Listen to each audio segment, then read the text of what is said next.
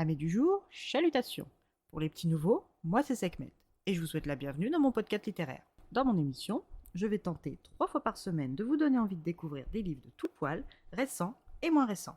Alors, si ça vous tente, c'est par ici la suite. Aujourd'hui, je vais vous présenter le 8e tome des carnets de l'apothicaire de Hyuga Natsu, publié aux éditions Lumen.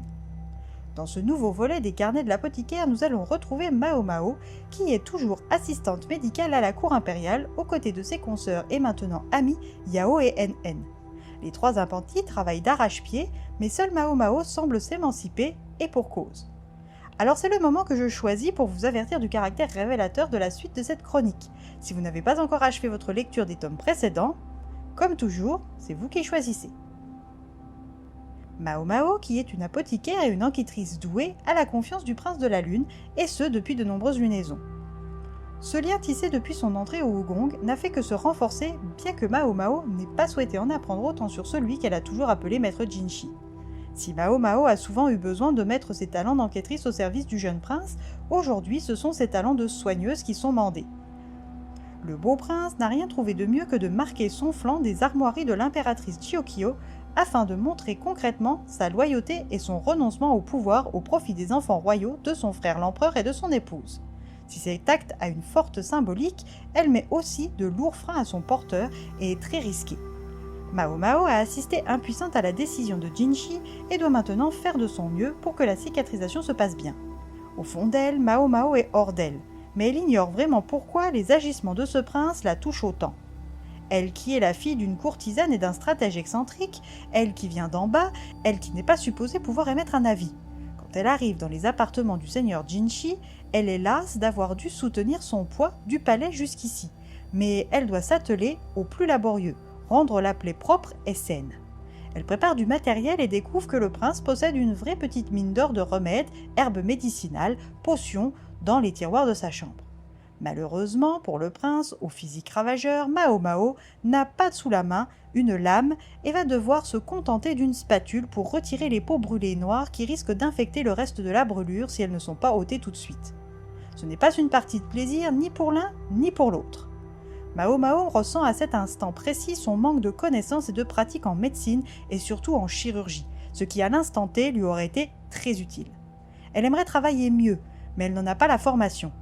Jinshi va donc l'aider à obtenir de Luomen Kan, médecin à la cour et accessoirement père adoptif de Mao Mao, ce qu'elle n'a jamais réussi à obtenir de lui, une formation en médecine et en chirurgie. Luomen n'a pas le choix et profite des vacances des assistantes médicales pour former Yao NN et sa fille adoptive. Yao, qui cherche par tous les moyens à ne pas retourner chez elle où son oncle l'y attend, a obtenu de Mao Mao un droit de séjour chez Laon, le fils adoptif de Lacan, son cousin et son grand frère adoptif.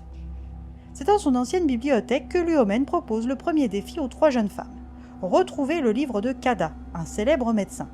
Yao, Mao Mao et NN finissent par trouver le livre et sont mises face à des schémas et des actes que la morale réprouve, mais qui font pleinement partie d'une formation médicale complète donnée aux jeunes hommes aspirants médecins. Après cette découverte, les 3 assistantes, qui pour le moment ne font que laver des bandages et préparer des remèdes simples sous étroite surveillance, vont devoir décider de poursuivre ou non. Mao Mao est intégrée dans la classe du docteur Liu et commence à autopsier des animaux. Poulets, cochons, vaches, tout y passe. Elle passe les étapes les unes après les autres sans trop de difficultés. Elle a un objectif, être prête avant le départ pour la capitale de l'Ouest avec Maître Jinshi. Ce dernier doit s'y rendre pour constater les bons résultats de Gyokyo, le frère de l'impératrice chargé d'administrer la région depuis le déménagement du gouverneur Gyokuen, leur père, à la capitale impériale. Le jour du départ approche, Mao Mao sera-t-elle prête? Que manigance encore le prince de la Lune pour échapper à certains de ses devoirs? Avec qui Mao Mao va-t-elle devoir s'associer cette fois-ci pour protéger Maître Jinshi? Qui sait, peut-être de lui-même? Et quel mystère va-t-elle devoir encore élucider? Pour le savoir, à vos livres.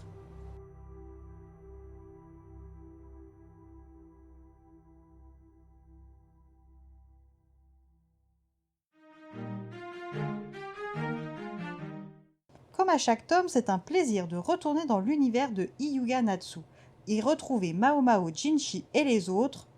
On ne s'en lasse pas. Et bien voilà, j'en ai fini pour aujourd'hui. J'espère que cet épisode vous aura plu et vous aura donné des nouvelles idées de lecture. Si vous souhaitez découvrir d'autres petits bonbons littéraires tout droit sortis de ma bibliothèque, je vous retrouve le samedi 25 juillet prochain pour un nouvel épisode. Et si d'ici là je vous manque de trop, n'hésitez pas à me rejoindre sur mon compte Instagram, @leslecturesdesekhmet. Sur ce, chalut les amis, et à la prochaine!